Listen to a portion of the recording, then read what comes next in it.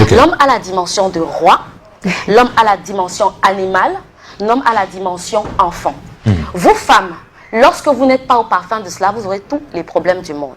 Oui. Alors prenons une dimension assez flagrante sur la société aujourd'hui, la dimension animale. Quand vous voyez un homme arriver à taper une femme, à lui donner des bleus, vous avez réveillé son instinct animal. Comment? Il vous parle, vous avez déjà dit jusqu'à Z. Parce qu'en réalité, vous n'obtiendrez rien d'un homme au travers de la violence. Je l'ai particulièrement expérimenté. Même si vous avez raison, vous n'obtiendrez jamais rien. Si vous en prenez la violence à dire que je vais te montrer que je connais, ce que je dis est vrai. Pourquoi tu ne veux pas faire? Non. À vous y prendre comme ça, on ne peut pas. Regardez un lion. Quand il vient et qu'on lui fait aussi, qu'on lui donne l'impression qu'on est à même de pouvoir lui rugir dessus également. Oui. Comment est-ce qu'il réagit? Il réagit par la défensive. Et scientifiquement parlant, l'homme est doté d'une hormone qui, lorsqu'elle est challengée, écoutez mesdames, quand vous faites la violence avec l'homme, il ne voit plus une femme devant lui. Hein. Il voit un homme. Et quand il voit un homme, c'est quoi? C'est le choc. Tu es un homme, on se fait ça dur ensemble. Donc quand vous faites la violence, lui aussi il se dit que mais attends, j'ai pas une femme en face de moi là. Ouais, donc je vais réagir comme un homme. Voilà. Il y a cette hormone qui joue à ce moment. Donc utilisez un tout petit peu de sagesse. Cette même sagesse que vous utilisez dans un autre environnement. Vous respectez les pasteurs même quand ils vous disent les choses que vous n'admettez pas. Vous acceptez.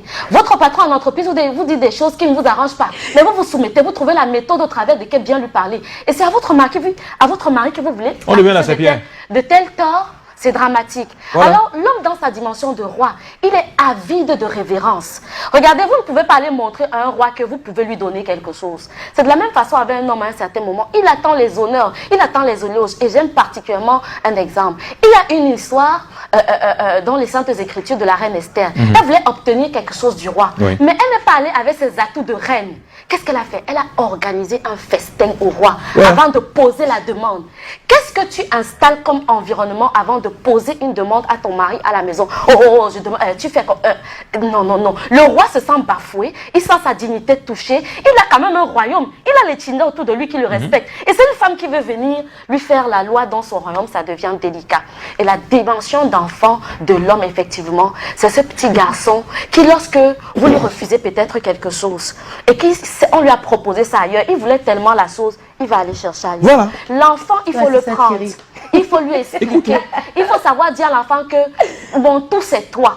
Et l'enfant, c'est ça en réalité. Un enfant vient vous demander un bonbon, vous lui dites, je te donne pas, sans explication.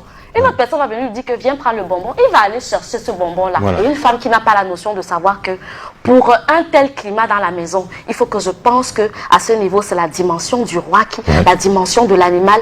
Donc voilà, il faut pouvoir manager ça. Et d'ailleurs, le thème du 8 mars nous rappelle le leadership. C'est ça le leadership féminin.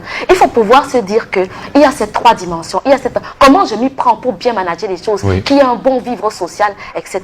C'est important de le remettre. Les femmes qui veulent que leur mari change là, changez vous-même. Vous verrez qu'il va suivre le pas. Voilà. Un petit conseil, vous savez, quand on est déjà en couple, si vous êtes en couple ou que vous êtes déjà aussi marié, laissez-moi vous dire qu'il arrive des moments dans la vie de couple où il faut choisir avoir la paix plutôt que d'avoir raison.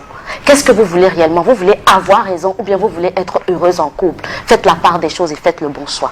Voilà, le message est clair. En résumé, donc mesdames, des fois, le mari peut faire une bêtise, vous lui demandez pardon. C'est pas parce que vous êtes faible, mais parce que vous voulez la paix. Voilà.